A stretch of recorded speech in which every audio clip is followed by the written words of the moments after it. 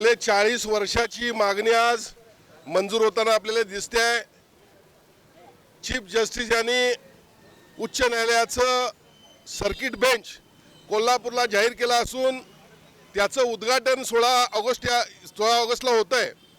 खरं म्हणजे कोल्हापूर, सांगली, सातारा, सिंधुदुर्ग, रत्नागिरी, सोलापूर या 6 जिल्ह्यातील जवळपास 65,000 खटले प्रलंबित असताना सातत्यानं पक्षकारांनी वकिलांची मागणी होती की कोल्हापूरमध्ये मुंबई उच्च न्यायालयाचं खंडपीठ होऊन दे।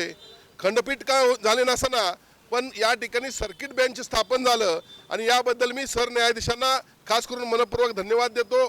गेल्या काही दिवसांमध्ये भूषणजी गवई यांनी या ठिकाणी हे ज्यावेळी पदावर आले त्यावेळीपासूनच आम्हाला वाटत होतं की लवकरच खंडपीठ या ठिकाणी होणार आहे।